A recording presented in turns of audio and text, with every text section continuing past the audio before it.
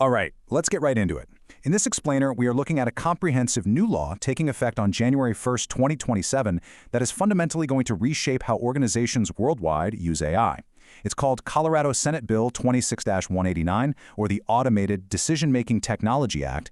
And while 2027 might seem like it's a little ways off, the structural and operational changes organizations need to start making today to actually comply with this, they are absolutely massive.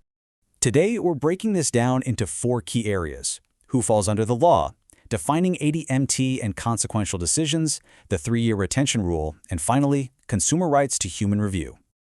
Okay, Section 1, who falls under the law, and the expanding jurisdiction of this act.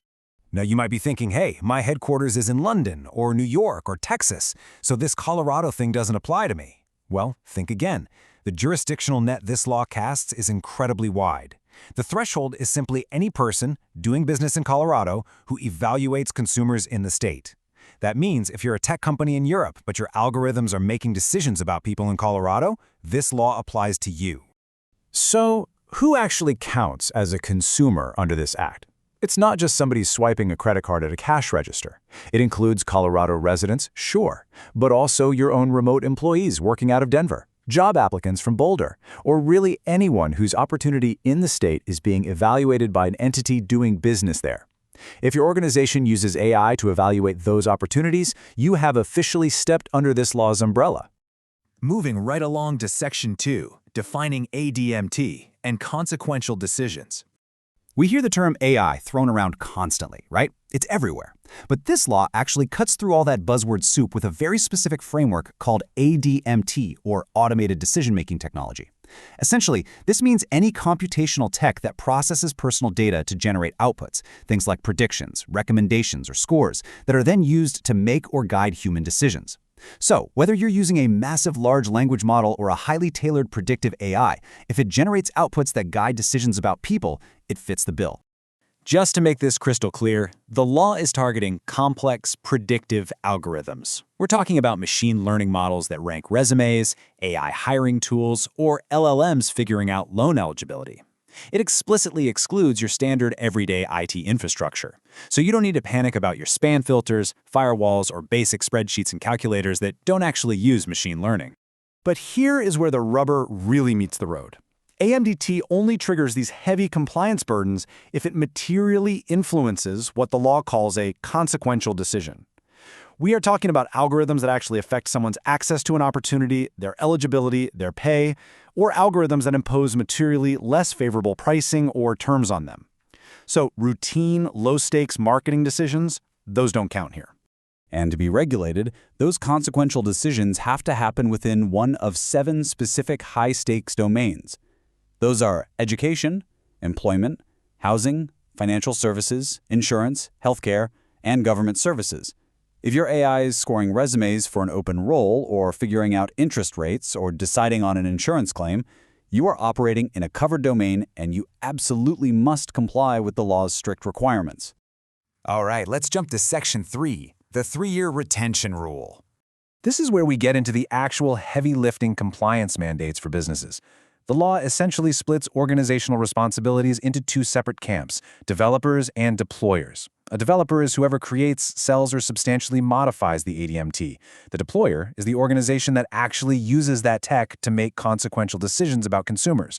Now, developers have to provide thorough documentation, and deployers have to provide consumer notices, but they both share one massive compliance burden.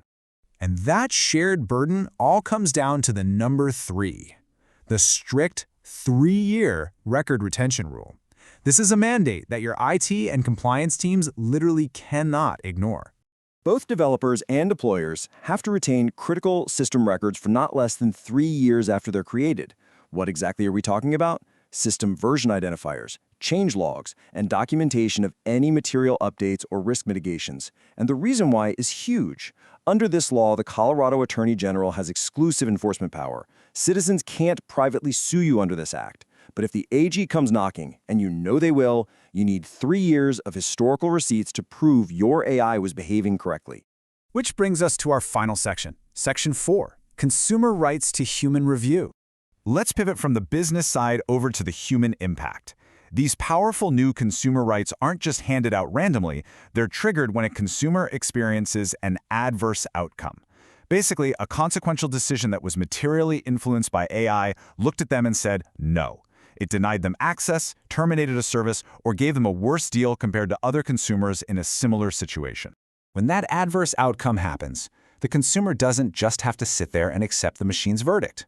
They have a specific three-step path to fight back. Step 1, the adverse outcome occurs. Step 2, they have the right to request data correction. And Step 3, they have the right to request a meaningful human review. Let's zoom in on Step 2 for a second. The law grants consumers the right to correct factually wrong personal data that the AI relied on. So say the system denied you a loan because it thought your income was $10,000 instead of $100,000, you can correct that hard fact. However, and this is absolutely crucial for organizations to understand, the consumer cannot force the system to change its predictive opinion, its generated score, or its actual evaluation of them. The correction applies strictly to hard facts, not to the AI's predictions. Finally, Step 3 guarantees an opportunity for a meaningful human review of the decision. And regulators are making it very clear. This cannot just be a rubber stamp process. Meaningful human review means a real, designated human has to take a fresh look. They must have the actual authority to override or modify the AI's decision. They have to be specifically trained on how the system works, and crucially, they cannot simply default to whatever the AI spit out. They have to consider the evidence independently. The text of the bill's legislative findings really hammers home the intent here. It's all about ensuring that consumers receive meaningful and understandable information when an algorithm alters the course of their life. From its incredibly wide global jurisdiction and 3-year retention rules to the powerful new rights of human review, the landscape of how we use AI is permanently shifting. So the final question I want to leave you with is this. When your algorithm inevitably makes a mistake, is your organization actually prepared to offer true, transparent, human-centered accountability? You've got until January 1, 2027 to figure it out.